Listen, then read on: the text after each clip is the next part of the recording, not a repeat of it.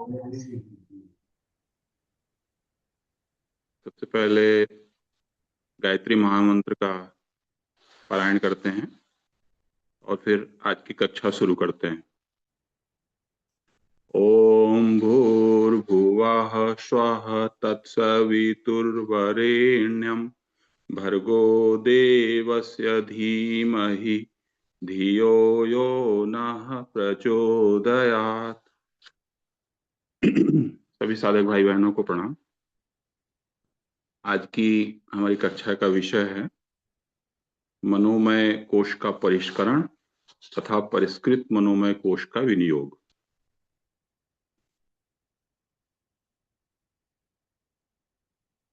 कठोपनिषद में एक बहुत सुंदर मंत्र आता है जो इस पूरे विषय को स्पष्ट करता है। यस्तु विज्ञानवान भवति अमनस्कः सदा शुचिः न स तत्पदम आपनोति संसारम चाधिगच्छति। यस्तु विज्ञानवान भवति स मनस्कः सदा शुचिः स तु तत्पदम आपनोति यस्मात् भूयो न जायते। इसका तात्पर्य है कि जो सदा विवेकहीन बुद्धि युक्त अर्थात अविज्ञानवान, असंयत चित्त और अपवित्र रहता है, वह इस परम पद को प्राप्त नहीं कर सकता, बल्कि उसे बार बार जन्म मृत्यु रूपी इस संसार में आना पड़ता है। तो एक तरफ अविज्ञानवान कौन है उसकी बात उपनिषद करता है, दूसरी तरफ विज्ञानवान कौन है उसकी बात करता है कि जो सदा विवेक बुद्धि युक्त, संयत चित्त और पवित्र रहता है, वह परम पद को प्राप्त करता है और वहां से लौटकर जन्म नहीं लेता। तो जो हमारा विषय है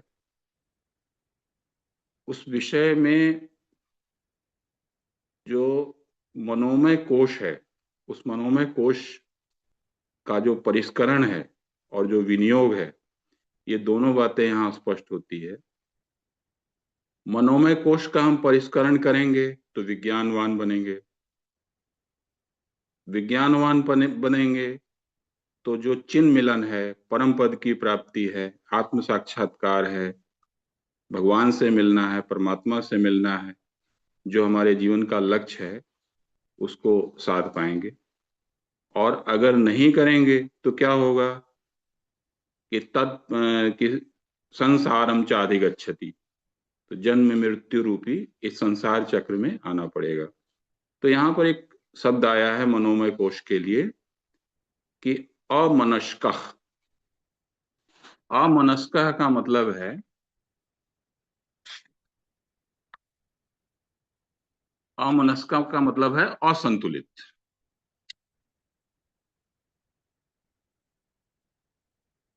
जिसने अपने जीवन को साधा नहीं, जिसने अपने मन को साधा नहीं, मन को नियंत्रित और अनुशासित नहीं किया।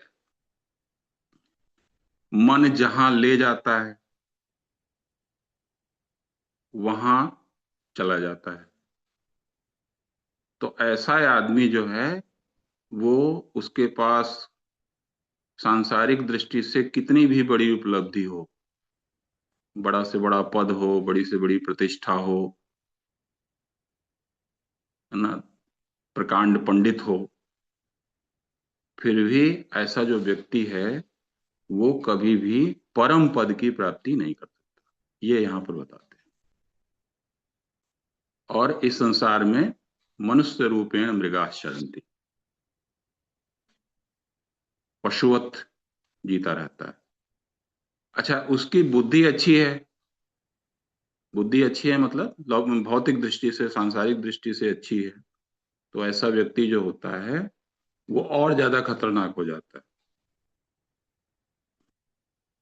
तो इसलिए यहां पर एक महत्वपूर्ण बात है कि अगर मन के दो रास्ते हो गए, एक नियंत्रित अनुशासित मन का रास्ता हो गया, और एक जो है अनियंत्रित अनुशासित मन का रास्ता हो गया।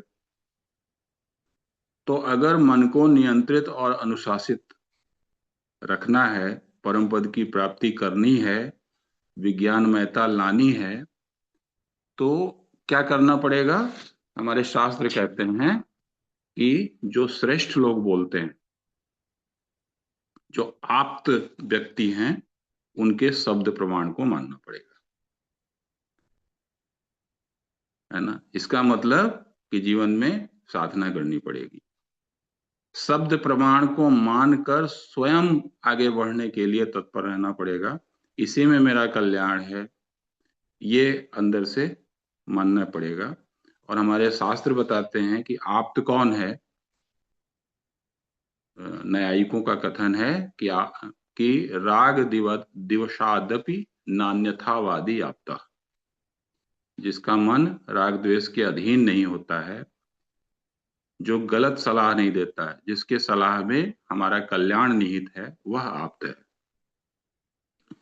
मतलब जो जगत से और जीवन से तटस्थ रहकर जिसकी बुद्धि सब कुछ देख सकती है, उसकी बुद्धि प्रमाण है, वही आप्त है। तो ऐसे लोगों के प्रति श्रद्धा बढ़ाना, ऐसे तत्व के प्रति, ऐसे सिद्धांत के प्रति श्रद्धा बढ़ाना, ये जो है व्यक्ति के लिए परम आवश्यक। तो उस दृष्टि से अगर हम लोग परम पूज्य गुरुदेव जी से जुड़े हुए हैं, हम उनके विचारों का, उनकी साधना पद्धति का अभ्यास करते हैं, उसको अपने जीवन में लाने के लिए प्रयत्नशील हैं, परम पूजनीय बाबू जी का हम सभी को मार्गदर्शन है, तो इस दृष्टि से यही हमारा मार्ग है, ये बात समझ में आती। जो हमारा विषय है, उस विषय में जो है मनोमय कोश का परिष्करण। तो जैसा हम लोग जानते हैं कि मनोमय कोश जो है, ये गायत्री माता का जो है तीसरा मुख है। कोश का मतलब होता है खजाना। ये पांचों कोश जो होते हैं, जो हमारा स्वरूप है, उस स्वरूप के ऊपर, आत्मा के ऊपर 5 आवरण हैं। इन पांचों आवरणों का को अगर हम तपश्चर्या के माध्यम से, जो बड़े लोग हैं उनकी प्रेरणा के माध्यम से, अगर हम इसका परिष्करण करेंगे, इसको चमकाएंगे, तो क्या होगा कि हमें परम पद की प्राप्ति आएगी, हमारे अंदर विज्ञानमयता का समावेश होगा। तो कोश का मतलब होता है खजाना। तो अन्नमय कोश को हमने परिष्कृत किया उपवास के माध्यम से, तत्व शुद्धि के माध्यम से, तपश्चर्या के माध्यम से, आसन के माध्यम से। प्राणमय कोश को हमने परिष्कृत किया प्राणायाम के माध्यम से, बंध के माध्यम से, मुद्रा के माध्यम से। क्या उद्देश्य है इसका? परम पद की प्राप्ति। फिर जब हम आगे बढ़ते हैं तो हमें समझ में आता है कि जो महत्वपूर्ण और सबसे कठिन, जो सबसे ज्यादा महत्वपूर्ण होता है एक साधन के रूप में, उसका परिष्करण सर्वाधिक कठिन है। तो इस दृष्टि से जो गायत्री माता का जो तीसरा मुख है, मनोमय कोश, वो सबसे बीच का भी है, और ये पुल है। प्राणमय कोश और विज्ञानमय कोश के बीच का ये पुल है। हमारे जो शरीर की सारी क्रियाओं का संचालन मस्तिष्क से होता है, और मन ही मस्तिष्क के माध्यम से सारी क्रियाओं का संचालन करता है। मनोमय कोश की जब हम लोग बात करते हैं, तो मनोमय कोश में जो पूरा अंतःकरण चतुष्टय है, उसकी उसका विकास, उसका परिष्करण, ये मनोमय कोश के अंतर्गत आता है। मन, बुद्धि, चित्त, अहंकार। इसलिए मन को साधना आवश्यक है। मन एव मनुष्याणाम कारणम बंध मोक्ष हो, मन ही मनुष्य के बंधन के और मोक्ष का कारण है। तो मन का परिष्करण आवश्यक है। अब मन क्या करता है?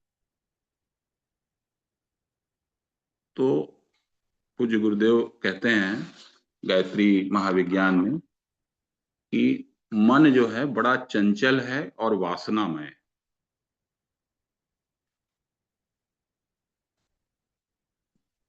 चंचल, चंचल का मतलब होता है पुनः पुनः चलति इति चंचलम। मन जो है वो सुख प्राप्ति की अनेकों कल्पनाएं, अनेकों धारणाएं लिए फिरता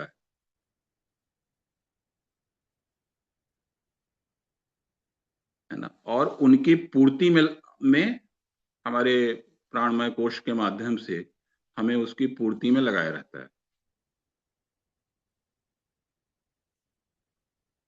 अनेकों शाखाएं प्रशाखाएं कल्पनाओं की दिया करता है। उसमें प्रयत्न करना व्यक्ति शुरू करता है। कुछ पूरा होता है, कुछ नहीं पूरा होता है।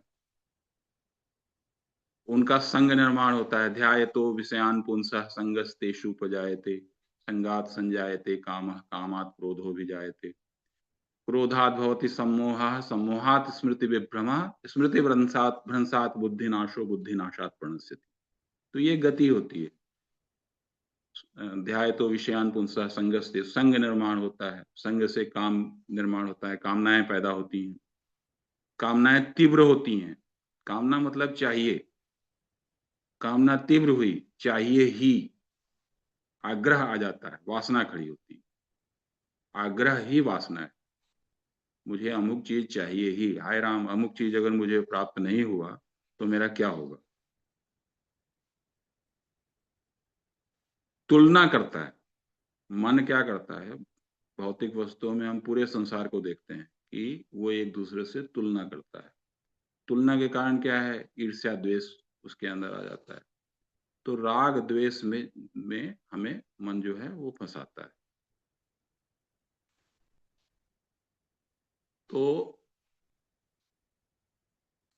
अब जैसे कामना किया या तृष्णा किया या वासना आई, तो उससे क्या होता है कि कहा जाता है कि मैन प्रपोजेज गॉड डिस्पोजेज।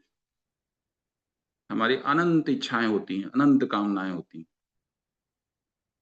लेकिन सबकी पूर्ति नहीं होती। तो मन क्या होता है, उससे असंतुष्ट होता है।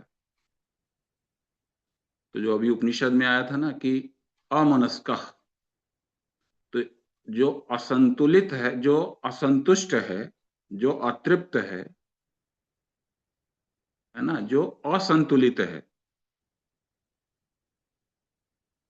ना, ऐसा जो मन है वो विषाद युक्त होता है, अप्रसन्न होता है।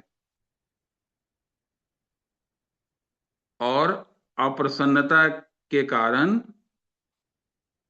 क्षणिक सुखों को ही सब कुछ मानता है और परेशान रहता है, द्वंद में रहता है। और जो द्वंद में रहेगा, वासना से भरा रहेगा, केवल इंद्रिय सुख के लिए भागेगा, है ना, और इधर उधर चंचलता के चक्कर में इधर उधर पड़ा रहेगा। तो ऐसा मन जो है कभी भी हमें जीवन में अखंड आनंद और अखंड शांति, परम पद की प्राप्ति की ओर नहीं ले जा सकता। ये सबसे महत्वपूर्ण बात है, ये समझना चाहिए। मन के बारे में और विचार किया जाए तो मन जो है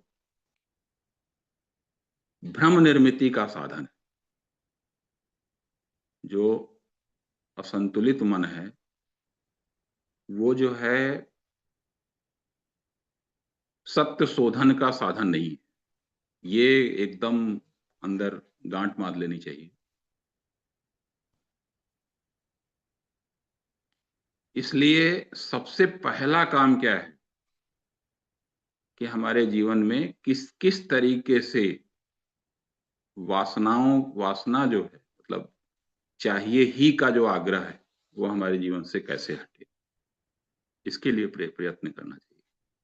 अन्यथा हमारे जीवन में विज्ञानमयता, समझदारी, विवेक, बुद्धि युक्त व्यक्तित्व का निर्माण कभी नहीं हो सकता। तो मन के बारे में और विचार किया जाए तो मन जो है वो जड़ है। मन जो है वो जड़ है, मन चंचल है, मन अवश है। अवश का मतलब कि मन जो है वो लाचार है। जो अनियंत्रित मन है वो लाचार होता है। लाचार होता है मतलब क्या होता है कि एक शब्द है अवश, एक शब्द है परवश। परवश मतलब बाहर से कोई हमें अपने अधीन कर ले, उसको परवश बोलते हैं ना। एक देश की सेना है, उसने दूसरे देश की सेना को पराजित किया और उसको अपने वश में कर लिया, तो ये परवशता होती। अवश का मतलब क्या होता है कि जो भ्रम के कारण, है ना, अपनी ही स्थिति के कारण, अंदर स्थिति है बाहर परिस्थिति, तो अपनी ही स्थिति के कारण, अपने ही भ्रम के कारण, अपने ही जड़ता के कारण, अज्ञानता के कारण, अविद्या के कारण, विपरीत ज्ञान के कारण, इतना शक्तिशाली होते हुए भी, इतना पावरफुल, इतना प्रोग्रेसिव, इतना सेंसिटिव होते हुए भी अपनी शक्ति को न पहचानने के कारण, उसका सही विनियोग न जानने के कारण, वो क्या होता है कि जहां जाता है उसको ग्रहण कर लेता है। रिसेप्टिंग पावर ऑफ माइंड इसको बोलते हैं। उसका अगर सदुपयोग किया जाए तो उस ग्रहण का बहुत बड़ा लाभ होता है। लेकिन मन क्या करता है कि जैसे एक मधुमक्खी होती है, हम लोग शहद जो देखते हैं, तो मधुमक्खी जो है जहां जाती है, लीची का शहद अलग मिलता है, लीची का रस चूसती है, शहद बनाती है। सरसों का जो फूल है उसका शहद बनाती है।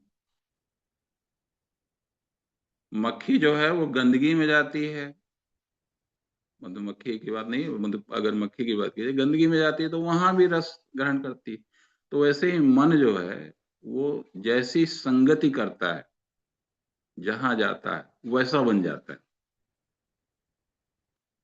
मोबाइल का उपयोग लोग करते हैं, रील देखते हैं, उसमें क्या होता है कि वो आज के लोगों के मनोभाव जो जैसे बनते जा रहे हैं, उस हिसाब से विचित्र प्रकार के उसमें रील्स आने लगते हैं। फिर क्या होता है, मन उसी में खो जाता है, उसी तरीके के बहुत सारे रील आने लगते हैं। तो उसमें अब वो उस तरीके की भावना उसके अंदर पैदा होने लगती है। जैसे अश्लील दृश्य अगर उसमें आने लगे तो उसके अंदर जो है वो काम भावना बढ़ती जाती है, उसमें फंसता जाता है, फिर वैसे ही उसकी दृष्टि हो जाती है। तो मन जो है जहां जाता है वैसा जो है वो अ, वहां का रस ग्रहण करता है। मन जो है इस जगत को त्रिविध रूप में दिखाता है। अगर वो सतोगुण का चश्मा पहन लेगा तो उसके लिए जगत सतोगुण प्रधान हो जाएगा। रजोगुण का चश्मा अगर मन ने पहन लिया, रजोगुण गुण प्रधान लोगों की संगति हो गई, तो वैसा जगत दिखाएगा। और अगर तमोगुण प्रधान जो है लोगों का संग हो गया तो जगत को वैसा दिखाता है।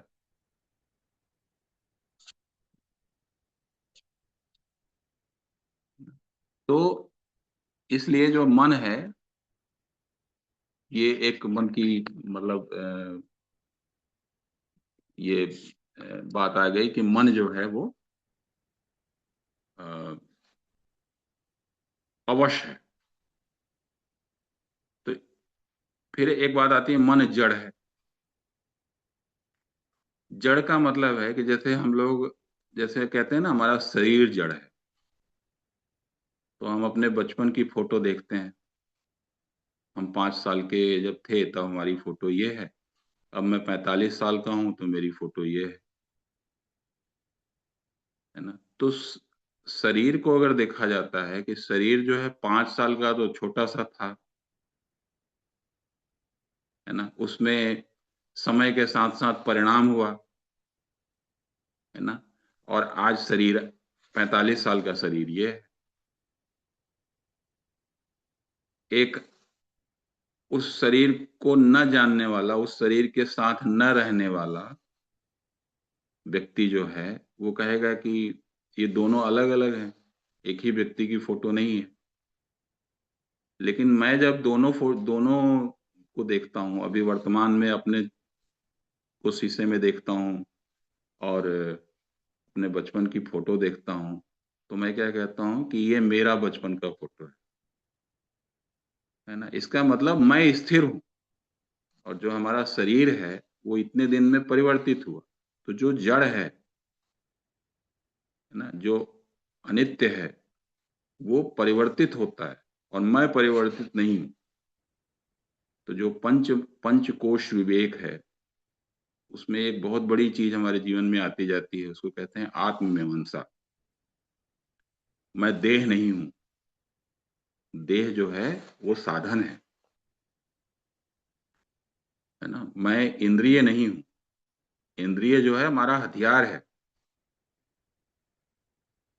मैं प्राण भी नहीं हूं। मेरे चेतना के साथ जो गत्यात्मकता है ना, जो पावर हाउस जो हमको मिला हुआ है, वो चेतना का गुणधर्म है। चेतना उसके साथ भी रह सकती है, आत्मा उसके साथ भी रह सकती है, और आत्मा उसके बिना भी रह सकती है। तो मैं प्राण नहीं हूं। तो प्राण किस लिए मिला है? प्राण इसलिए मिला है कि मैं चिन्ह मिलन के लिए, भगवत साक्षात्कार के लिए, आत्म साक्षात्कार के लिए, है ना, मैं परवाण प्राणों की परवाह न करनी हो उसके लिए भी तैयार। ये आत्मीमांसा है। उसी तरह से ये जो मन है, ये मन किस लिए मिला है? तो वश में करके इसकी शक्ति का उपयोग करने के लिए मिला है। बुद्धि किस लिए मिली है? बुद्धि नियंत्रण के लिए मिली। कठोपनिषद में बहुत सुंदर मंत्र आता है, आज जो हम लोग अभ्यास कर रहे हैं उसकी दृष्टि से ये बहुत महत्वपूर्ण है। आत्मानम रथिनम विद्धि, शरीरम रथमेव तु, बुद्धिम तु सारथिम विद्धि, मनः प्रग्रह में वच। इंद्रियाणि हयान्याहुर विषयांस्ते सुगोचरान, आत्मेन्द्रिय मनोयुक्तम भोक्तेत्याहुर मनीषिणः। जो शरीर है ना, ये इंद्रिय है, मन है, बुद्धि है, आत्मा है, आत्मा मतलब जीवात्मा, इनका संबंध समझाने के लिए, ये सब इंटरकनेक्टेड इंटिटीज है, एक दूसरे से जुड़ी हुई हैं।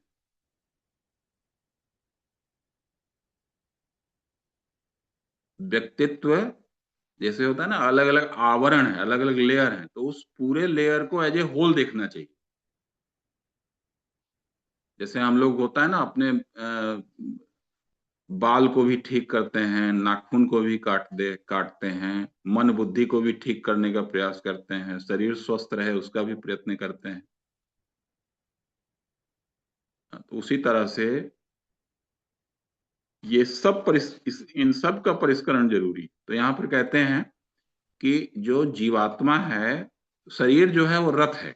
आत्मानम रथिनम विद्धि, शरीर रथ है। अब इसे कल्पना करिए कि रथ है, तो शरीर हमारा रथ है। बौद्ध दर्शन में एक शाखा है महायान, हीन यान। यान का मतलब रथ। तो शरीर जो है हमारा रथ है, और उस रथ का जो स्वामी है वो उस रथ के अंदर बैठा है, वो जीवात्मा है। अब ये जो रथ है, ये जहां पे चल रहा है, जिस मार्ग पे चल रहा है ना, उस वो जो मार्ग है वो क्या है? विषयों का मार्ग है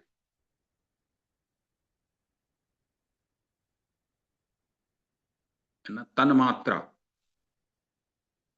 तन्मात्रा जो है, शब्द स्पर्श रूप रस गंध, ये हमारे इंद्रियों के विषय हैं। तो जो रथ चल रहा है, तो रथ में घोड़े हैं, तो घोड़े जो हैं वो क्या है? इंद्रिय है। तो इंद्रिय जो है वो विषय रूपी मार्ग पे चल रहा है। तो ये जो 10 घोड़े हैं, 5 ज्ञानेंद्रिय और 5 कर्मेंद्रिय, ये घोड़े किसके द्वारा नियंत्रित होते हैं? लगाम के द्वारा। तो लगाम जो है वो मन है। जैसे जैसे हम लोग बैठे हुए हैं अपने अपने कमरे में, और पूज्य गुरुदेव के विचारों का अभ्यास कर रहे हैं, तो यहाँ पर क्या है कि हमारा जो मन है वो इन बातों में लगा हुआ है। तो ऐसे समय में हमारे हमारे पास जो बाहर की जो आवाजें हैं वो हमारे कानों के पर्दों से टकरा रही है। जहां हम लोग बैठे हुए हैं वहां पर अगर नजर इधर उधर करिए तो तमाम दृश्य भी हमारे सामने आ रहे हैं। कमरे में जो तमाम चीजें रखी हैं, मेज है, कुर्सी है, ये सब हमारे नजरों के सामने आ रही है, लेकिन हमारा जो मन है वो इन विचारों में लगा हुआ है ना। तो इन विचारों में लगा हुआ है, तो क्या है कि हमें ये बातें सुनाई पड़ रही हैं, उनका इनपुट आ रहा है, लेकिन मन की संलग्नता नहीं है। मन हमारा इन विचारों में लगा हुआ है, इसलिए मन जो है, मन का तादात्म्य जिस इंद्रिय के साथ होता है, मन उस इंद्रिय से इनपुट लेता है। तो इसलिए मन जो है वो, मन के पास लगाम है। तो विषय हो गया, इंद्रिय घोड़े हो गए, घोड़े की लगाम जो है मन हो गया। अब मन जो है, लगाम मन है, तो लगाम किसके हाथ में होती है? बुद्धि के हाथ में होती है। कितनी गजब की एनालॉजी है ये। तो अब अगर जो रथ का जो हम कार ड्राइव करते हैं, मान लीजिए कभी हमने ड्राइवर रखा है, या स्वयं भी अगर हम खूब ड्रिंक कर लें, है ना, तो क्या करेंगे? ड्रिंक किया हुआ ड्राइवर, बहुत ज्यादा जो ड्रिंक किया हुआ है, ऐसा ड्राइवर कभी भी अपने मालिक की बात मानेगा? है ना। तो उसकी नजदीकी जो है वो आत्मा से नहीं होगी, वो जो है वो मन की तरफ शिफ्ट हो जाएगा, वो जो है इंद्रियों की तरफ शिफ्ट हो जाएगा। घोड़े जिधर ले जाएंगे उधर भी उधर जा सकता है, चंचल हो सकता है, अवश हो सकता है ना। तो ये जो है एनोलॉजी यहाँ पर समझाइए। तो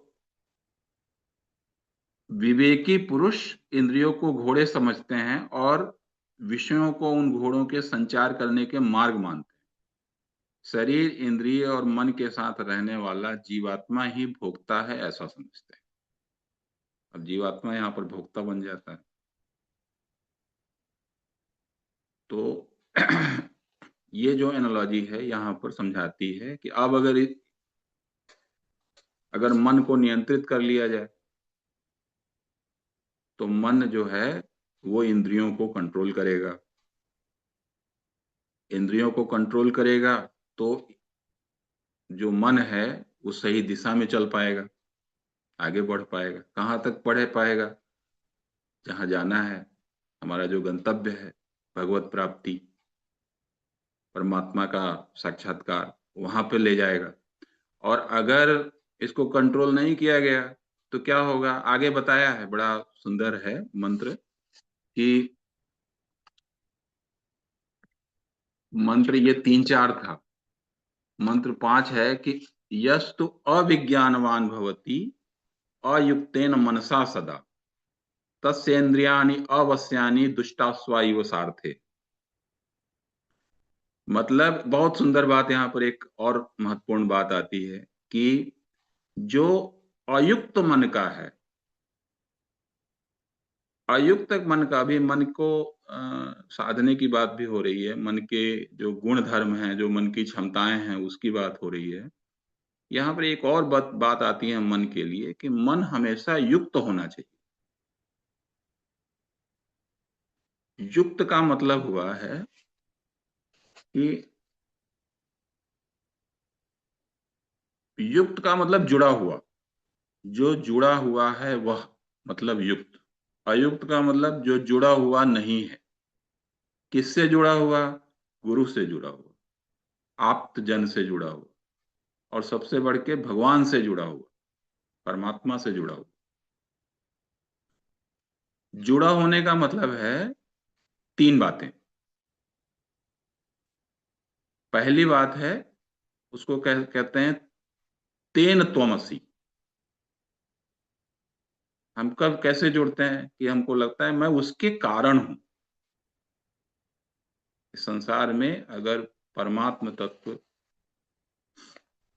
है ना, अगर नहीं होता, मेरे हृदयस्थ नहीं होता, मेरे साथ नहीं होता, वो जो जो जो मेरे अंदर जो जीव भाव है, उस जीव भाव को शक्ति प्रदान करने वाली जो शक्ति है, वो अगर मेरे साथ न होती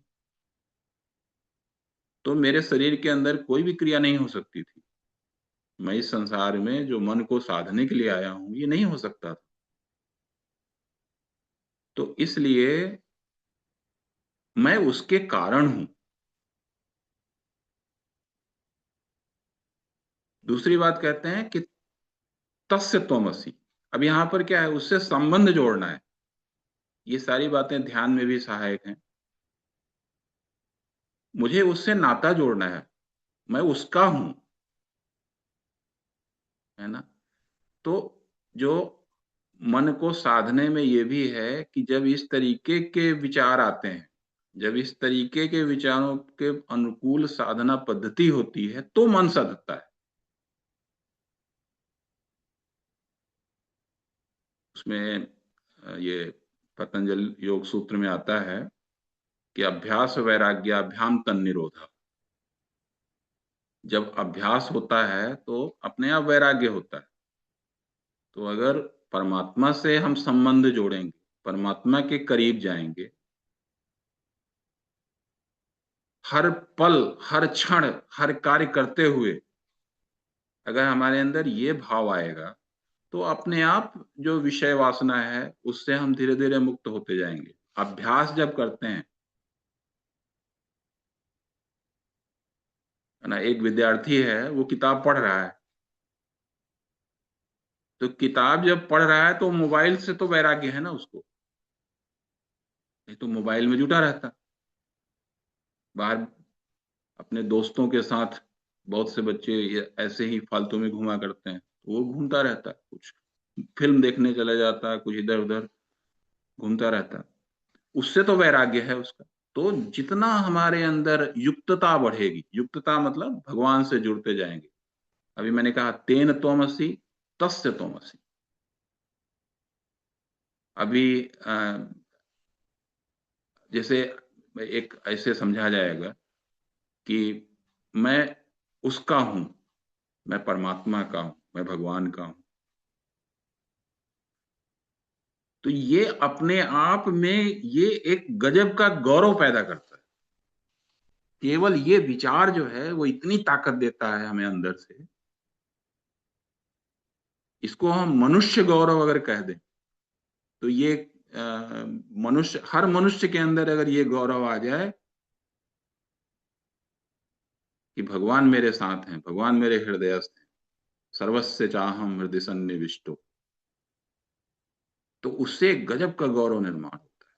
फिर भगवान से नाता जोड़ने की बात है। भगवान से नाता जोड़ता है मतलब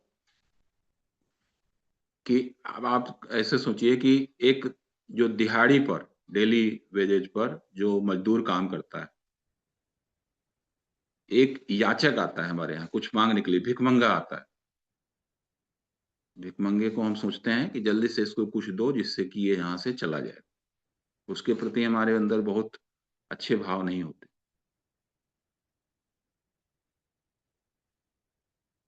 है ना। या अच्छे भाव भी होते हैं तब भी हम उसको कुछ दे करके कहते हैं कि जाओ भाई इसको खाओ पियो जा करके।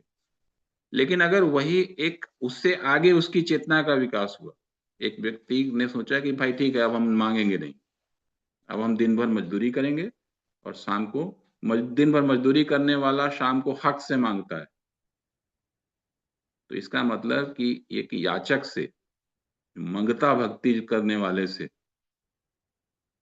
जो परिश्रम करके फल प्राप्त करने की इच्छा रखता है, वो श्रेष्ठ है। तो फिर एक सेवक होता है जो घर में हमारे रहता है, हमारे परिवार के सदस्य की तरह रहता है, सबकी देख रेख करता है। एक मालिक का उसके ऊपर विश्वास होता है, वो विश्वास पैदा करता है मालिक के प्रति, है ना। तो अब ऐसे ऐसे व्यक्ति के प्रति जो सेवक है, मालिक का भाव अलग होता है, परिवारजनों का भाव अलग होता है। उसके सुख दुख में मालिक जो है वो सहयोग करता है। उसके लड़की की शादी हो, उसको किसी धन की आवश्यकता हो तो उसको पूर्ति करते हैं। लेकिन क्या वो सेवक जो है मालिक के गोद में बैठ सकता है? उस सेवक का बच्चा जो है वो मालिक के गोद में दौड़ के जाके बैठ जाएगा? क्या वो मालिक के कंधे पर हाथ रख के बात कर पाएगा? है ना। क्या वो मालिक की सारी संपत्ति का वारिस होगा? नहीं होगा। तो ये आगे बताते हैं कि चेतना के और विकास की आवश्यकता है। तो सेवक भाव के बाद जो है मित्र भाव है ना। मित्र भाव के बाद जो है वो पिता पुत्र का भाव आ गया। और सबसे अंत में क्या है? मधुरा भक्ति जिसको कहते हैं, कि आप स्वामी हो और मैं आपकी पत्नी हूँ। तो मधुरा भक्ति के रूप में भी हमारे यहाँ ये बातें, हमारे अ, शास्त्रों में ये बातें आती हैं कि उसमें क्या होता है कि उस संबंध में मिलन होता है, दोनों एक बनते हैं। तो वहां पर आता है तत्त्वमसी, अद्वैत। तो ध्यान के लिए भी ऐसी मनोभूमिका का होना जरूरी। तो जो विचारणा जो है हमारे अंदर, जो विचारों का जो भंवर है ना, वो अगर जब तक युक्तता नहीं होगी, परमात्मा, हम सारी साधना क्यों कर रहे हैं? है ना, इसलिए कि हमारा चिन्ह मिलन हो, हमारा परमात्मा से मिलन हो। मैं आपके कारण हूं, मैं आपका हूं, और फिर एक दिन मैं ही आप हूं। आप में और मुझ में भेद नहीं, सब मेरा ही विस्तार है। जितने भी लोग हैं वो सब मेरे ही विस्तार है। ये मैं का व्यापकीकरण है। मैं को सर्व में बदलना है, मैं को भगवान में बदलना है। ये मैं का विनियोग है, ये मैं का विलीनीकरण है।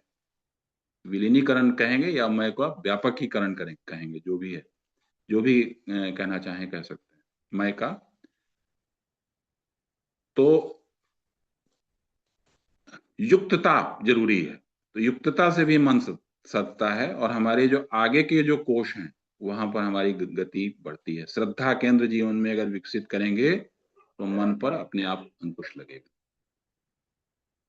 तो ये सब जो है, ये मन की बातें हैं, तो बहुत कुछ चर्चा की जा सकती है।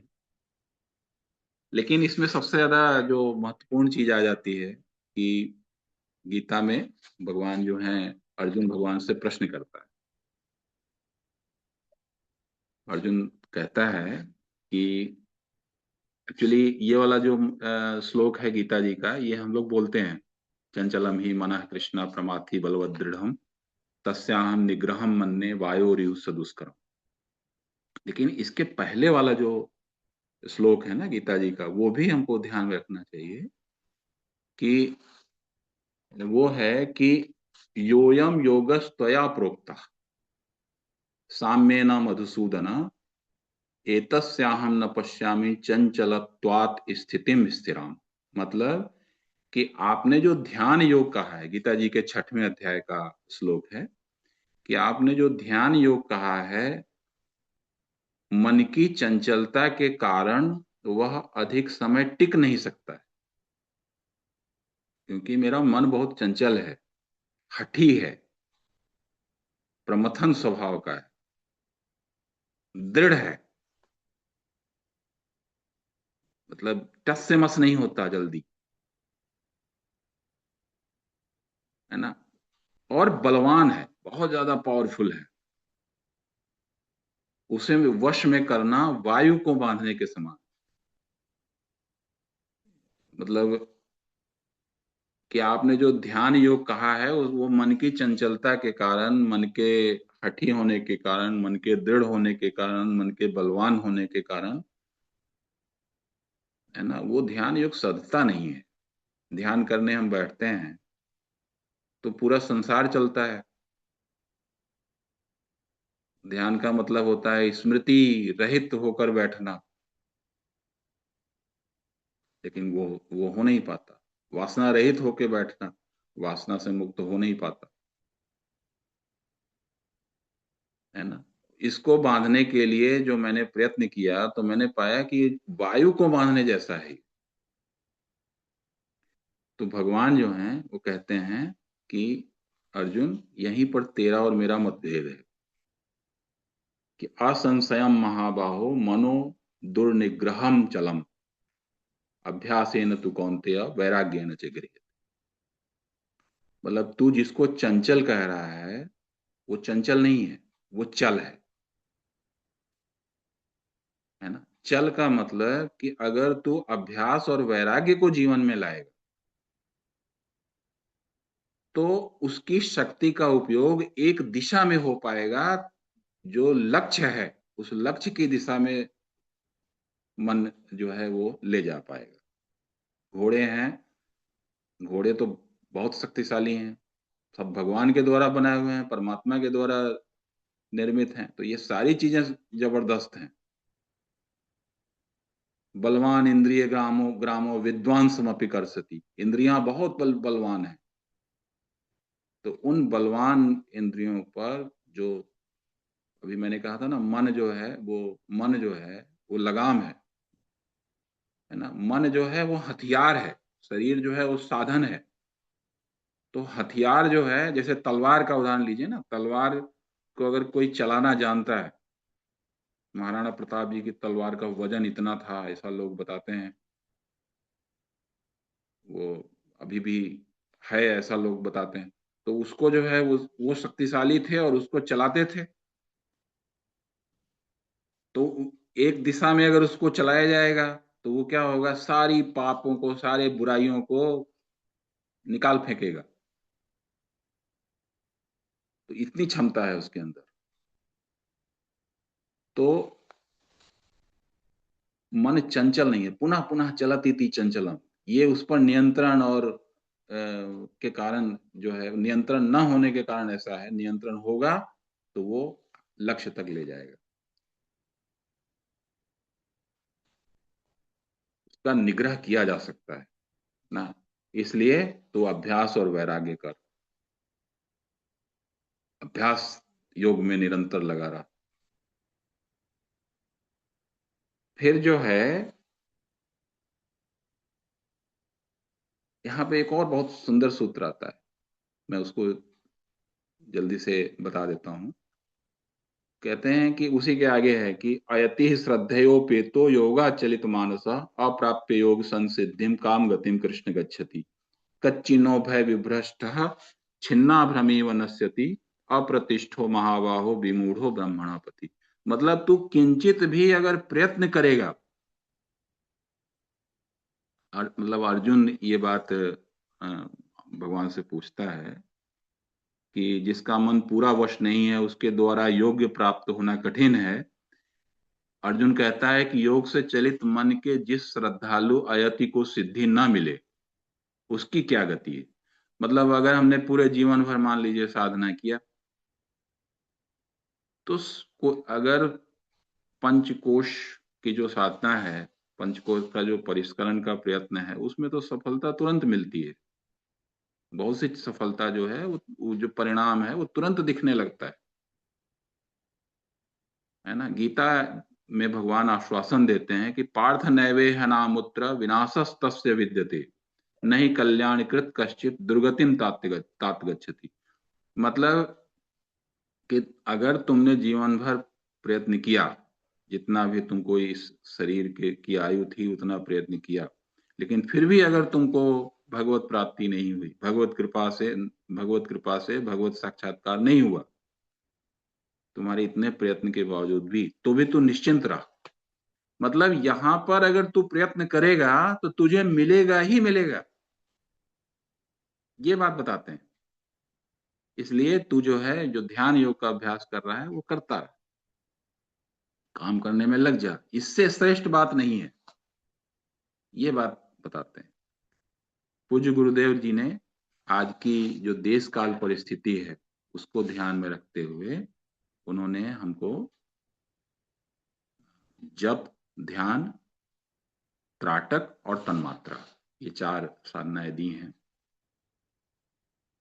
अगर संक्षेप में एक एक के बारे में देखा जाए तो ध्यान का मतलब है कि हमारे शास्त्र कहते हैं कि ध्यानम निर्विषयम मनः, मन को विषय रहित करना, ये ध्यान है।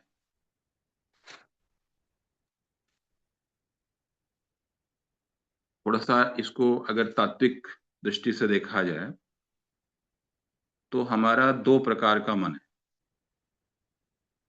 एक ज्ञ मन, एक्सपीरियंस्ड स्टेट ऑफ माइंड, दूसरा अज्ञ मन, इनएक्सपीरियंस्ड स्टेट ऑफ माइंड। जो उसी उसको हम ये चेतन मन और अचेतन मन भी कहते हैं। चेतन मन में क्या है कि अभी वर्तमान में जो भी चीजें हम देख सुन रहे हैं उसका स्टोरेज वो मन करता है। और अचेतन मन जो है वो जन्म जन्मांतर की जो वासनाएं हैं, जो कामनाएं हैं, उनका संग्रह है। जरा सा भी इतना मन सेंसिटिव है कि जरा जरा सी बात पे जो उसके ऊपर निशान पड़ता है, जो जिससे वो प्रभावित होता है, उसको क्या करता है, वो संग्रह करके रख लेता है। फ्रायड ने इस पे बहुत बहुत कुछ लिखा है कि उसका क्या परिणाम होता है। दोनों को कनेक्ट करता है सब कॉन्शियस माइंड। तो अब मन क्या है, अगर एकदम सरल भाषा में देखा जाए तो हमारा जो मैं है, उस मैं के ऊपर इच्छा और मन के ऊपर अहम और वासना, इसकी परत चढ़ी हुई। इसी के कारण जो जीव भाव है वो हमारे अंदर आता है। तो जो प्रमुख कार्य क्या है कि हमारी इच्छा और वासना पे काम करना, अहम पे काम करना, है ना। वासना पे काम कैसे करना है, तो वहां भी जो युक्तता है, जो भक्ति का जो कॉन्सेप्ट है, जो तत्व ज्ञान है, वो मदद करता है।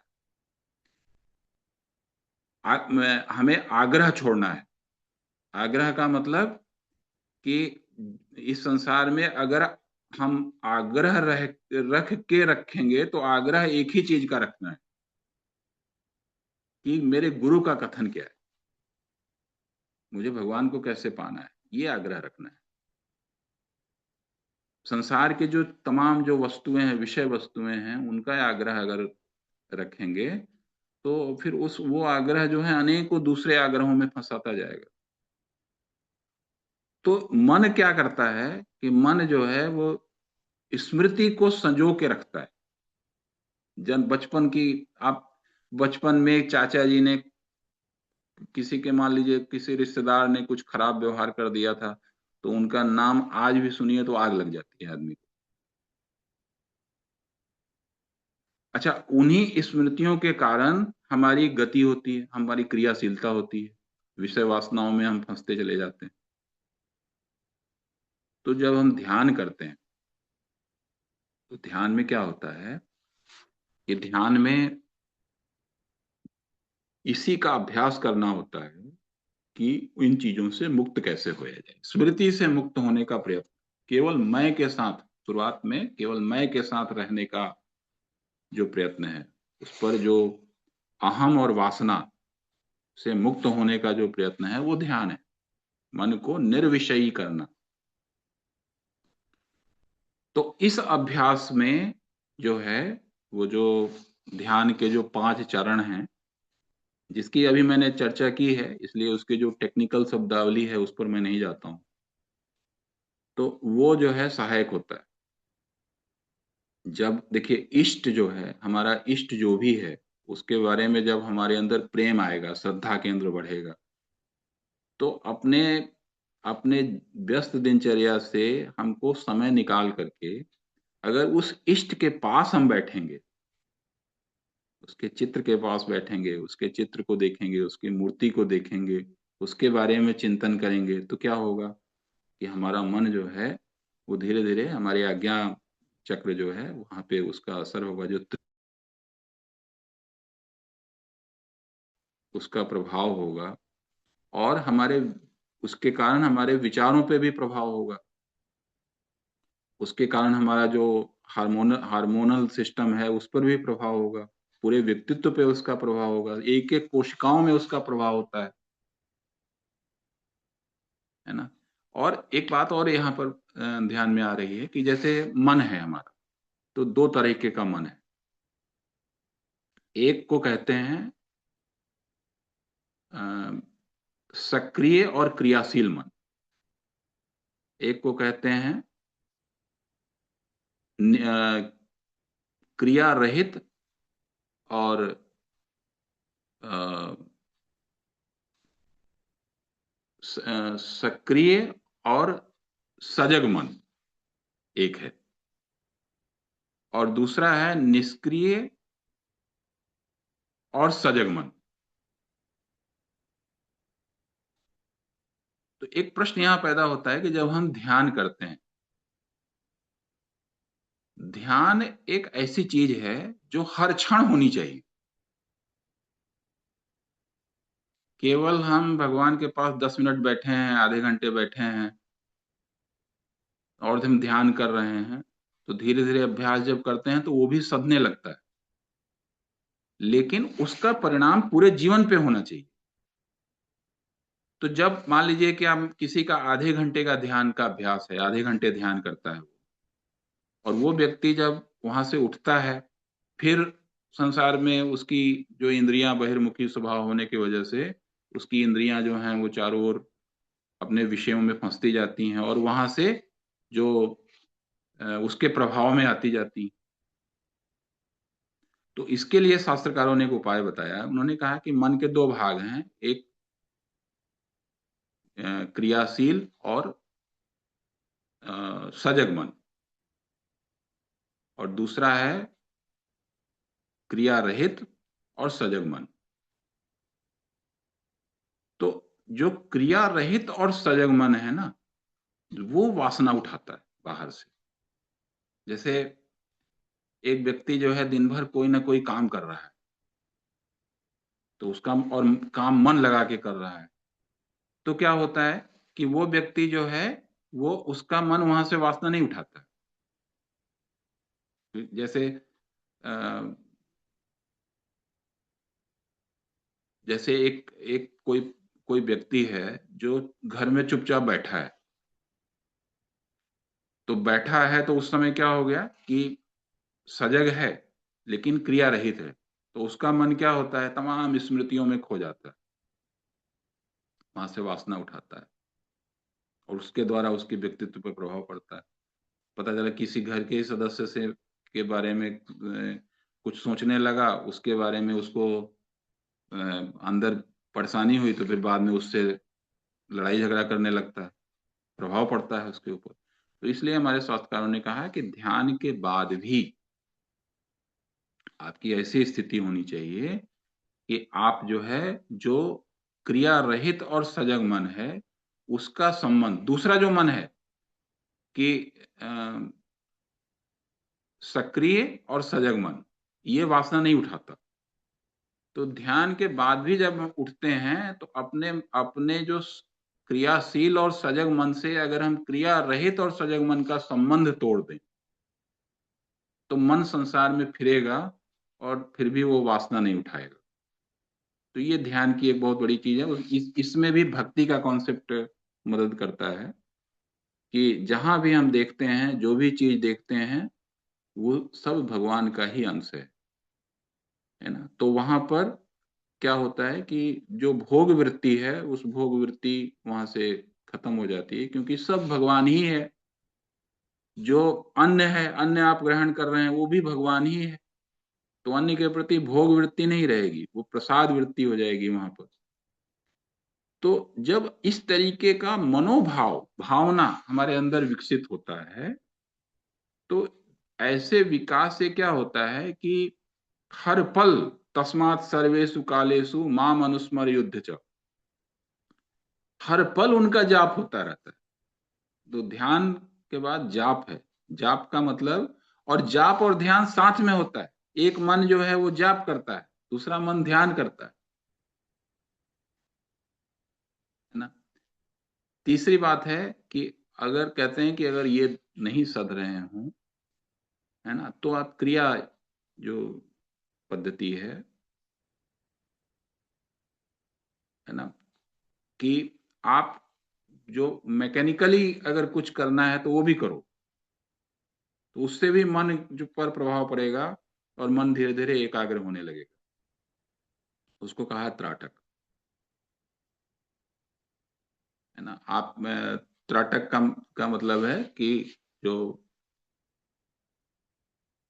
जो ये हठ योग प्रदीपिका वगैरह में है कि उसमें आंख जो है वो तब तक आप देखते रहो किसी चीज पर, किसी बिंदु पर, ज्योति पर, सूर्य पर, जब तक आपकी आंखों से आंसू ना आ जाए, पलक न झपकाइए, है ना। और उससे क्या होगा कि धीरे धीरे जब अभ्यास करते जाएंगे तो वो सत्ता जाएगा। तो उससे क्या होगा, फिर ध्यान योग और ये जप योग जो है वो अच्छे से होने लगेगा और ज्यादा उसमें मन लगेगा। और वासना से मुक्त होना ये बहुत कठिन कार्य है। उसके लिए पूज्य गुरुदेव ने हमको तन्मात्रा साधना दिया। तन्मात्रा साधना में जो है कि हम लोग जो हमारे जो इंद्रियों के जो विषय हैं, ये शब्द स्पर्श रूप रस गंध, ये सबसे ज्यादा हमको डिस्टर्ब करते हैं,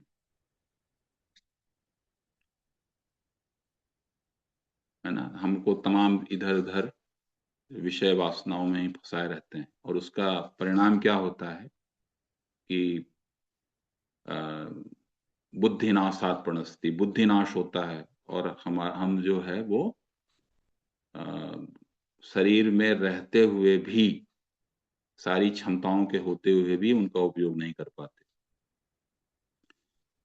वासना जो है वो तीन तरह की होती है: वित्त वासना, स्त्री वासना, स्त्री के लिए पुरुष वासना, और तीसरा है लोक वासना। तो इसमें जो चिपकाव है, इसमें जो फंसावट है, ये सबसे ज्यादा, इसीलिए जो आत्म साक्षात्कार के लिए सबसे पहली चीज है कि वासनाओं पर नियंत्रण हो, है ना। हम जीभ हमारी हमेशा जो स्वादेंद्रिय है उसके चक्कर में पड़ी रहती है। तो जो स्वादेंद्रिय के चक्कर में रहेगा, पांचों इंद्रियां जो होती हैं वो सेक्स में इन्वॉल्व होती हैं। स्त्री सुख में, स्त्री के लिए पुरुष सुख में वो इन्वॉल्व होती हैं। तो इसलिए क्या है कि जब इसी में मन फंसा रहेगा तो मन जो है वो धारणाओं से कैसे हट पाएगा, विषय लोलुपता से कैसे हट पाएगा। तो वो जो है उसकी मान्यताएं, आस्थाएं और जो ये सब कैसे बदल पाएगी। विज्ञानमय कोष में कैसे जा पाएगा, क्योंकि ये पकड़े रहते हैं, उसको चिपकाए रहते हैं, है ना। तो इसलिए जो है, ये जो तन्मात्रा तन्मात्राओं का जो साधना है पूज्य गुरुदेव ने दिया, तो आज हम यहीं पे अपनी वाणी को विराम देते हैं। अब प्रयत्न जो है वो साधना जो है वो चालू है, और ऐसा नहीं कह सकते कि मनोमय कोष पर पूरी तरह से नियंत्रण हो गया है, मनोमय कोष को अनुशासन में लाए हैं। लेकिन जब पूज्य गुरुदेव के विचारों का अभ्यास करते हैं, गीता वेद उपनिषद के विचारों का स्वाध्याय करते हैं, पूज्य गुरुदेव ने ही कहा था कि मनोमय कोष के लिए सबसे ज्यादा महत्वपूर्ण स्वाध्याय और सत्संग है। तो उसका जो रस मिलता है वो हमेशा प्रेरित करता है कि मनोमय कोष जो है उसको दिनों दिन साधते जाना है। तो ये जो है अंदर से ये बात अपने अनुभव में आती है। तो इन्हीं शब्दों के साथ जो आज मैं अपनी वाणी को विराम देता हूँ, और परम पूजनीय बाबूजी से और अन्य भाई बहन जो भी हैं जो चर्चा करना चाहें, उसके लिए कृपया सब लोग चर्चा करें। सभी भाई बहनों को प्रणाम। जी भैया, बहुत बहुत आभार। बहुत ही गंभीरता से आपने इस विषय को प्रस्तुत किया है। शास्त्रों के, उपनिषद के और ये सब उदाहरण देकर, और जो अंत में आपने बात कही बहुत अच्छी है, प्रैक्टिकल बात है। सत्संग और स्वाध्याय से जो है बहुत कर मन वश में होता है। तो बहुत बहुत आभार आपको। मेरा निवेदन है बाबूजी से कि बाबूजी का सानिध्य मार्गदर्शन हम लोग को प्राप्त हो। तो निवेदन है जी, बाबूजी प्रणाम। जी प्रणाम। और प्रोफेसर अनिल त्रिवेदी जी को बार बार प्रणाम। देखिए काफी मननशील है, चिंतनशील है, और ये खास करके गीता के गहराइयों में बड़े सूक्ष्म अनुभव इन्होंने किया है कई सूत्रों का। तो हमें काफी प्रेरणा मिलती है इनसे। तो ये पंचकोश के, मनोमय कोश के अच्छे साधक हैं। तो हम चाहेंगे अमन जी की मनोमय कोश की साधना में कोई नहीं समझ में आती हो या मन पर नियंत्रण के, तो उस पर चर्चाएं हो, प्रश्नोत्तरी में हम लोग आते सीधे। जी जी बाबूजी, धन्यवाद। तो मेरा निवेदन है कि हम लोग हैंड रेस कर सकते हैं, क्योंकि मनोमय कोश एक ऐसा विषय है, सबकी समस्याएं रहती हैं। जी, सुमन दीदी, अपने आप को अनम्यूट कर लीजिए। हम्म, प्रणाम बाबूजी। प्रणाम भैया। मैं पूरा क्लास तो नहीं कर पाई बाबूजी, अभी जस्ट ज्वाइन की, बट एक लाइन जो भाई भैया लास्ट में बोले ना, वासना का नियंत्रण, वासना का समूल नाश। योग वशिष्ठ तो बोलता है समूल नाश, और भी कहीं पढ़े हैं समूल नाश ही करना है। तो मुझे नहीं लगता है आध्यात्म के पथ पर चलने पर वासना का नियंत्रण करके कोई मनोमय कोष पर नियंत्रण कर सकता है। तो दोनों में क्या डिफरेंस है, थोड़ा क्लैरिटी दीजिए तो। तो सर जी आप बोलिए पहले। जी त्रिवेदी जी, आपकी आवाज जी साइलेंट है क्या? जी, आ हाँ रही। ठीक। जो वासना, जैसे स्थूल शरीर, सूक्ष्म शरीर और कारण शरीर। स्थूल शरीर में क्रिया है, जो सूक्ष्म शरीर है उसमें विचार है, वासना है, और जो कारण शरीर है वहां पर भावना है। तो वासना पर नियंत्रण के लिए दो चीजें हैं कि हमारे विचारों का ऊर्ध्वीकरण, विचारों भगवत चिंतन, सत्संग, स्वाध्याय, आत्ममीमांसा, श्रद्धा केंद्र को मजबूत करना। तो और भगवान, गुरु से और भगवान से संबंध जोड़ना, मनमानी बंद करना। गुरु कहता है उस चीज को एकदम करना ही करना है, उसके लिए एकदम दृढ़ प्रतिज्ञ हो जाना है। गुरु के प्रति अनन्य प्रेम खड़ा करना है, भगवान के प्रति अनन्य प्रेम खड़ा करना है। तो भावना जैसे जैसे विकसित होती जाएगी, वैसे वैसे भोग वृत्ति खत्म होती जाएगी, भोग नहीं रह जाएगा, क्योंकि उसका रस जो होगा ना, एक बार जो जिसको ये आनंद मिल गया, गुरु के संग से मेरे जीवन में जो परिवर्तन हो रहा है उसका आनंद मिल रहा है, भगवत रस का जिसने पान कर लिया, उसको जो है वो विषय रस अच्छे नहीं लगते। तो वासनाओं पे नियंत्रण नहीं हो सकता ऐसा नहीं है, वासनाओं पे नियंत्रण तो हो ही जाएगा। तो भावना मजबूत करना पड़ेगा। तो भैया वो तो स्वतः होगा ना, वो जो रस जी आता है वो होता जाएगा। स्वतः होता है, उसमें नियंत्रण का कोई जरूरत नहीं है। मुझे लगता है जब हम उस पथ की ओर जाने लगते हैं तो ऑटोमेटिक वो होता है, उसमें मुझे कंट्रोल जैसा तो कोई वर्ड नहीं मिल रहा है। वो ऑटोमेटिक आदमी उस पथ की ओर चला जाता है, अगर ना चाहे तब भी चला जाता है। तो वहां नियंत्रण जैसा वर्ड तो नहीं आ रहा है। दीदी सबसे महत्वपूर्ण चीज है ना वासनाओं पे नियंत्रण। वासना पे नियंत्रण नहीं होगा ना, तो उस दिशा में गति ही नहीं होगी। इसलिए जो आत्म मीमांसा के पहले भी, मैं देह नहीं हूँ, मैं मन नहीं हूँ, मैं इंद्रिय नहीं हूँ, ये सब के पहले मैं आत्मा हूँ, इस ये समझ में तभी आएगा जब सबसे पहले हमको ये लगेगा कि मुझे वासनाओं पे नियंत्रण करना है। ये जो संयम और निग्रह की बात इसीलिए की जाती है गीता में, गीता जी में भी ये बात पहले आती है। तो उसको हम शब्दों पे ना जाएं, उसका भाव यही है कि ये परम आवश्यक है। हाँ वो है, ठीक है, श्रेय और प्रेय बोल सकते हो, ओके ठीक है भैया। हाँ थोड़ा समझ में आया, धन्यवाद। देखिए इसको सुमन देव से ले, मन पर जिसे कहते हैं स्वतः, तो स्वतः भी होगा और नियंत्रण भी आप करते हैं। वो हर आदमी करता है नियंत्रण भी। और स्वतः प्रक्रिया जैसे जैसे ज्ञान विकसित होते जाता है, तो चूंकि आत्मा का गुण है इन सब पर, वो कमांडिंग ऑफिसर है, तो उसका अपना प्रकाश तो स्वतः आएगा ही आएगा। तो जैसे आप कभी स्वाध्याय करते हैं महापुरुषों का, अध्यात्मवेताओं का, तो जैसे कि आंसू आने लगे मान लीजिए, पढ़ते हुए भावुक हो जाते, तो वो एक ट्यूनिंग हुआ है, स्वतः हुआ है। और जो परेशान करता था संसार वाला मन, उस मन से उस समय आप बाहर रहते हैं, तो उस समय मन विषयों से नहीं जुड़ा रहता। जब आप किसी महापुरुषों के या श्री रामकृष्ण परमहंस हुए या इनके श्री अरविंदो के कुछ पढ़ते होंगे, या इस तरीके के कोई और भी हो, तो उसमें जो बात आ रही है स्वतः ही आ रही है वो, क्योंकि वो उसका गुण है वो, संत हृदय है आत्मा। तो वो अपने आप ही फूट जाता है आर्टिजियन वेल की तरह। लेकिन अच्छा, तो लेकिन दिन में जब ऑफिस में हम काम करते रहते हैं या घर परिवार में, तो मन आवारा कुत्तों की तरह भी भागेगा, रूप रसगंध शब्द स्पर्श। क्योंकि जब तक से उसको बढ़िया से नहीं अवचेतन मन से हटाया गया रहेगा, तो उधर फुदकेगा।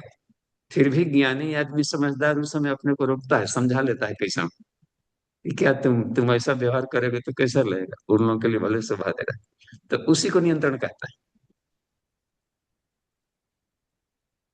उस समझाने बुझाने की प्रक्रिया मन में थोड़ी सी चली, कि हमको शोभा नहीं देगा ऐसा, मन में चल रहा था, मन ही मन करके मन ही मन अपना चुस्की लिया, मन ही मन उधर रूपांतरित कर दिया अपने रास्ते पर। तो वो जो किया जा रहा है ना इसमें, टर्निंग का पाथ है, तो वहां नियंत्रण शब्द का प्रयोग कर सकते हैं हम। और बाबूजी रिवर्स वे में जब हो, तब जब मुझे नहीं जाना है, बट संसार के लिए जा रहे हैं, संसार के लिए एंजॉय कर रहे हैं, नहीं फैमिली है, मुझे एडजस्ट करना चाहिए, यहाँ पे साधु भाव नहीं लाना है, तो वैसे कंडीशन में क्या उसको भी नियंत्रण बोलेंगे? मैनेज हाँ, करना, जैसे आउटवर्ड उसको से भी मुझे दिखाना है। उसको भी किया जाएगा। अब जैसे कि त्रिवेदी जी ने आया था व्याख्यान में एक जगह, कि उसको संसार लिप्त नहीं करेगा। ओके।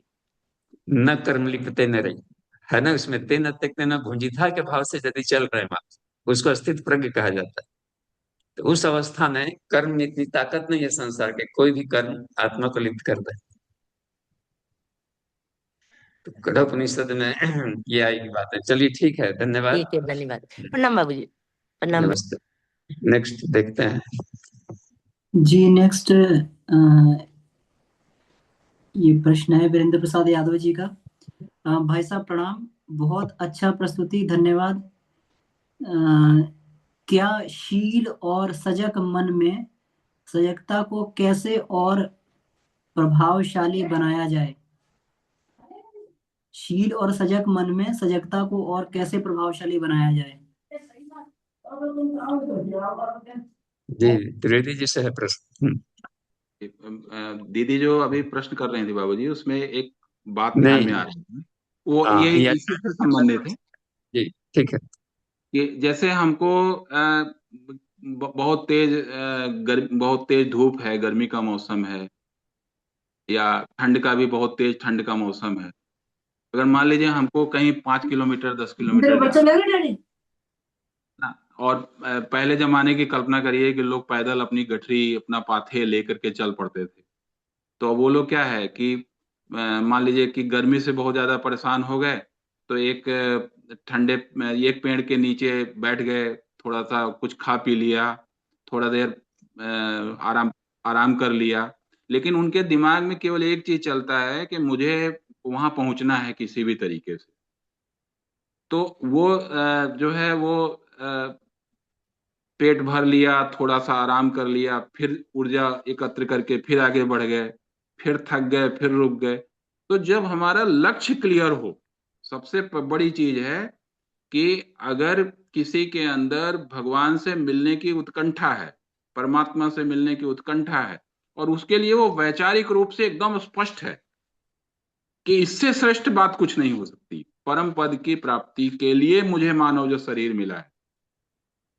तो ये चीज पहली अगर स्पष्टता हो जाएगी तो वासना विकार अपने आप खत्म हो जाएंगे, जीवन में शील आ जाएगा। उसके लिए क्या आवश्यक है, वो लाना ही शील है ना, और मन सदता भी जाएगा। इसीलिए श्रद्धा केंद्र को मजबूत करना ये सबसे बड़ी चीज है। बाबूजी कहते हैं कि एक कदम आगे बढ़ाइए, फिर एक कदम पीछे आइए। अगर आपको अपने आप को साधना है तो विज्ञान में कोष में भी जाइए, विज्ञान में कोष की बातें भी सुनिए, जो आप्तजन क्या कहते हैं उन बातों का भी नियमित अभ्यास करिए, और फिर अपने आप का मूल्यांकन करिए। पीछे आइए, एक कदम पीछे आइए, अपने आप का मूल्यांकन करिए कि मेरी क्या स्थिति है। अध्यात्म में दो बातें हैं, कस्त्वम कस्त्वम काचमे शक्ति, मैं कौन हूं, इस शक्ति कितनी है, और मैं किस कक्षा में हूं, मैं कहां पर स्थित हूं, मैं किस सीढ़ी पर हूं, इसका मूल्यांकन होना चाहिए। और इस मूल्यांकन में स्वाध्याय और सत्संग और गुरु के आईने में अपने आप को देखना ये सबसे ज्यादा मदद करता है।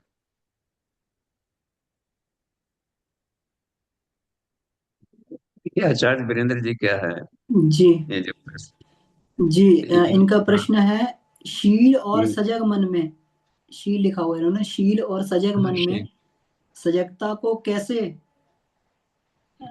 सजगता को कैसे और प्रभावकारी बनाया जाए। ओ देखिए, सजग दो बार इस्तेमाल किए हैं। शील भी है मन, और किसी साधक का मन शील भी है, ठीक है, शीलवान भी है, शीलता आ जाता है आपको विज्ञान में कोर्स वाला, शालीन व्यवहार उसमें आएगा, मैनर, दूसरों की भावनाओं का कदर करेगा। और सजग भी है कि हमसे कोई भूल ना हो जाए। अभी कह रहे हैं कि इसमें सजगता को कैसे प्रभावी बनाए, ये डोमिनेंट बराबर कैसे रहे, और मजबूत हो। सजग भाई पहले भी शील और सजग है, अब फिर कह रहे हैं कि सजगता को कैसे प्रभावी बना दे, हमेशा डोमिनेंट रहे। आत्म पूजोपनिषद में आता है मन के बारे में, अर्घ्य आता है, सदा अमनस्क अर्घ्य। मनस्क मन के साथ यदि जुड़ा, देखिए उसमें तो मन के साथ यदि जुड़ा तो फिर जाकर भोक्ते है ना, इसमें आ गया कि यदि मन और इंद्रियों से युक्त मन है, कठोपनिषद में आज उदाहरण दिए थे त्रिवेदी जी उसको, कि वो विषयान उसके हैं तेसु केचनान, और मनो इंद्रिय से युक्तम भोक्ते त्रिया होता है। तो मन मन से जोड़ने को मनस्क कहेंगे, और मन से ऊपर हुआ तो अमनस्क हो गया। और अमनस्क स्थिति यदि बराबर रहती हो तो सजगता पर हमेशा डोमिनेंट रहेगा ही रहेगा। तो सदा मनस्क अर्घ्यम का है, यही आत्मा का अर्घ है, उसका स्वाद लेते रहता है इस अवस्था में। तो अभ्यास से आते जाएगा, ये अभ्यास बनाए रखा जाए जो शीलता और सजगता का, तो अभ्यास से न अभ्यास करते करते मेच्योरिटी आ जाती है, और ये सजगता हमेशा डोमिनेंट रहेगी। फिर आगे जब स्वभाव बन जाएगा तो सजगता के लिए प्रयास की जरूरत नहीं पड़ेगी, वो फिर हो गया, फिर न पुनरावृत्ति वाली स्थिति में जाएगा वो। तो उसके अपने संस्कार में फिर आ जाएगा। तो फिर प्रयास नहीं करना पड़ता। जब प्रयास नहीं करना पड़ा तब कहे कि आ गया उसके साथ समाधि जैसा बात। तो उसे भूल ईश्वर के साथ जुड़ गया है, तो उसमें तो जो भी व्यवहार वगैरह होगा तो उसके लिए कुछ अलग से नहीं, उसका ईश्वर में ही होगा। देखते हैं ना संतों के उसके बाद कैसे बोलते थे कबीरदास जी लोगों को, वो अटपटा लगते हैं भी कल्याणकारी रहता था। तो उसमें बन गया जी, ठीक है। तो सोहम भाव में रहने की स्थिति में सजगता बनी रहती, क्योंकि जो जग गया उसके साथ स जुड़ा हुआ है। सजग और जगा हुआ सिर्फ वो है, ईश्वर है, वो कभी सोता नहीं है। उसके साथ हमेशा हम जुड़े रहेंगे तो सजग रहेंगे। आलस प्रमाद जड़त्व आता है पदार्थ जगत में। ठीक है, धन्यवाद। नेक्स्ट आगे बढ़ते चलिए।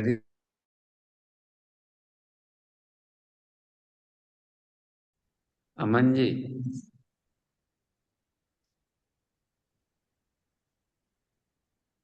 लगता है फोन से दूर है, सिस्टम से क्या हैंडरेज है? किनका हैंडरेज है? सुभद्रा, जी सुभद्रा सुभद्रा दीदी। दीदी, जी दीदी। हाँ जी, हाँ नितिन बाबू जी जी संभालिए। प्रणाम। हाँ भाई साहब प्रणाम, सभी साधकों को प्रणाम। कर्म और अकर्म कैसे डिफाइन करेंगे दोनों को? क्या क्या कर्म और? अकर्म। हाँ चलिए त्रिवेदी जी। जो अकर्मज को कई तरीके से परिभाषित किया जाता है। तो अकर्म का मतलब कि कर्ता रहित भाव से जो हम कर्म कर रहे हैं वो अकर्म है। कर्म विकर्म अकर्म। मैं करता नहीं हूं, मैं जो मेरे अंदर जो चेतन शक्ति है वो चेतन शक्ति सब कुछ करती है, उसके कारण मैं हूं, है ना। तो अगर मैं करता नहीं हूं, सब कुछ करने वाली चेतन शक्ति है, तो मेरी कामना कैसी, मैं कामना क्यों करूं, मैं भोक्तापन का अभिमान क्यों रखूं। जब मैं करने ही वाला नहीं हूं तो मैं भोक्ता कैसा। इसलिए ऐसा व्यक्ति जो होता है, जैसे वो उदाहरण देते हैं, पत्ती होती है ना, पत्ती की तरह इस संसार में मस्त उड़ता है भगवत इच्छा से, है ना। तो भगवान उसको, जहाँ मैं कुछ नहीं हूं और मुझे कुछ नहीं चाहिए, इससे बढ़ के मस्ती कुछ नहीं है। ये जो मस्ती है, ये उस मस्ती में जो कर्म होता है ना, उसको अकर्म कहते हैं। और कर्म जो है वो सकाम कर्म और निष्काम कर्म, कर्म से भी समझ सकते हैं। ऐसे अगर कर्म अगर अकर्म कहेंगे तो यही भाव आ रहा है मेरे अंदर। बाकी बाबूजी बताएं। हाँ जी ठीक है त्रिवेदी जी, इसमें देखिए सुभद्रा दी, अकर्म शब्द अलग अलग उपनिषदों में अलग ढंग से आया है। अब से गीता में अकर्म शब्द को इन्होंने कर्म अकर्म विकर्म इस तरीके से इन्होंने प्रयोग किया है। तो वहां अकर्म वह है जैसे अभी बताया त्रिवेदी जी। और कहीं कहीं अकर्म शब्द का प्रयोग किया जाता है कि क्या करने योग्य है क्या नहीं करने योग्य है।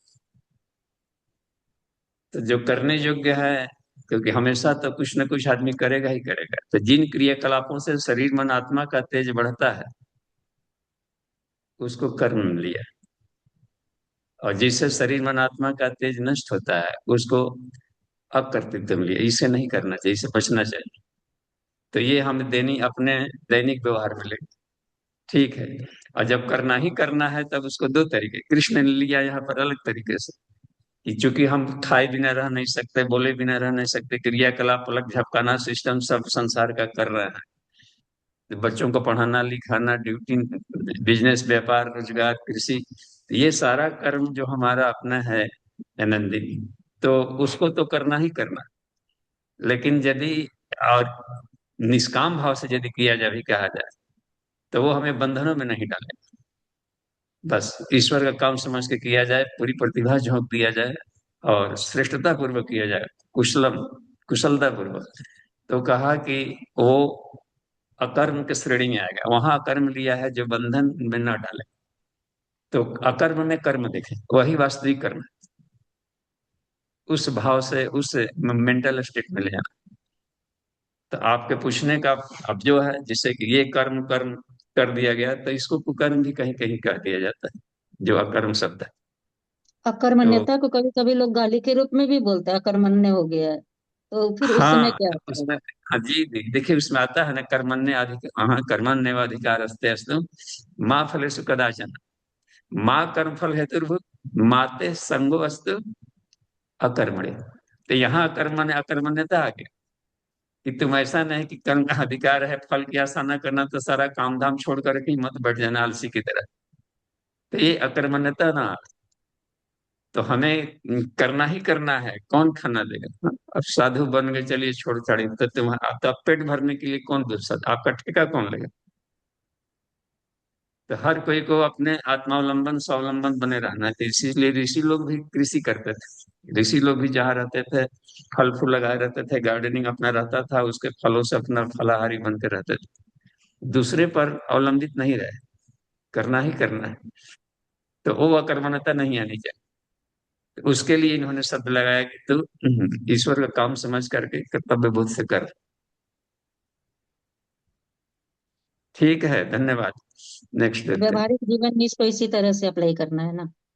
हाँ, व्यवहारिक जीवन तो करना ही करना है। अब आलसी इतना हो गया कि चलिए अब भर जड़ा साल भर 2 साल नहीं नहाएंगे, तो वो तो दिक्कत आएगा ना, खटमल ढील लीख चील सब आकर के बसेगा। हाँ,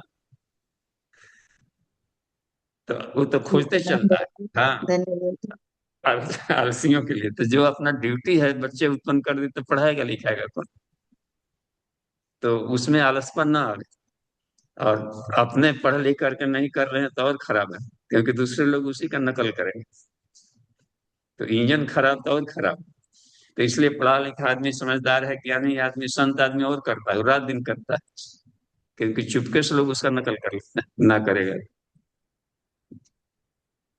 तो सब अपना ड्यूटी लिए, बुढ़ा गए तो भी काम करते रहिए, ब्रह्मा जी की तरह देखिए, अपना वो अध्ययन अध्यापन कर रहे हैं, विष्णु की तरह बराबर दौड़ दौड़ करके एकदम सामान आपूर्ति करना, पहुंचाना, पूरे विश्व का ख्याल रखना। बराबर क्षीर सागर में सोए नहीं रहते थे।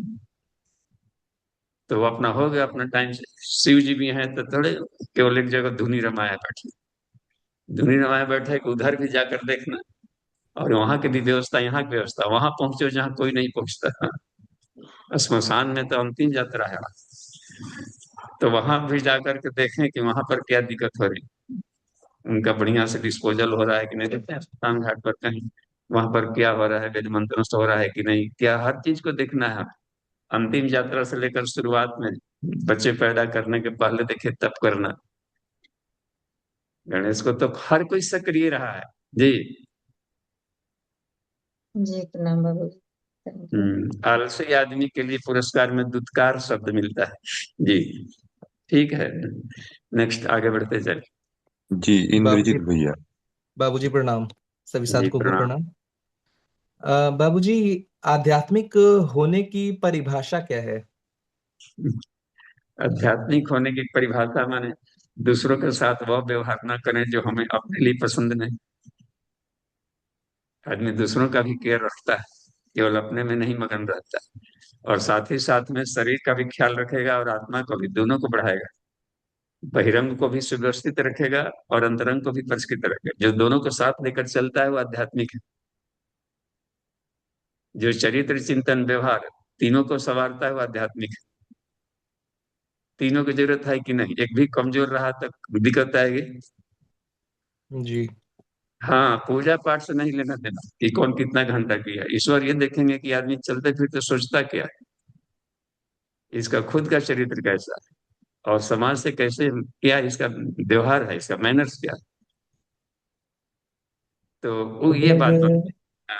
अगर कोई इंसान अगर अपने काम में अगर बहुत तत्परता से लगा हुआ है तो उसको आध्यात्मिक बोलेंगे?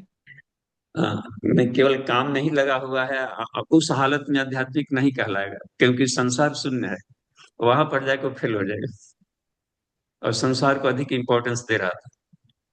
तो शून्यता को ध्यान में रखते हुए यदि लगा हुआ है और कर रहा है फिर भी, तो वहां पर वो आध्यात्मिक होगा। जी बाबूजी। हाँ, अस्थित प्रज्ञ होकर करना है संसार में, संसार को महत्व देना है उतना ही जिनका इसकी जरूरत है। रात दिन जी उठे तो बिजनेस, घर से मकान, मकान से दुकान, दुकान से मकान, फिर सामान बाजार, श्मशान की यात्रा, आत्मा को कभी संवारे नहीं। तो एक जी पक्षीय बाबूजी। जर्नी। तो इसलिए दोनों को बैलेंस जो रखता है वो आध्यात्मिक है। जो आउटर वर्ल्ड को वेल मैनेज रखे और इनर वर्ल्ड को भी रिफाइंड रखे, तब आध्यात्मिक कहलाएगा। जी ठीक है, धन्यवाद। चाहे थैंक जैसे यू। रखे, अब उसकी मर्जी है जिस ढंग से अपने को शुद्ध किया, उसके लिए अपना टेक्निक अपने ढंग से ढूंढे। चलिए आगे देखते हैं, फटाफट आगे बढ़ते चलिए, जी समय आदित्य। कम। बाबूजी प्रणाम।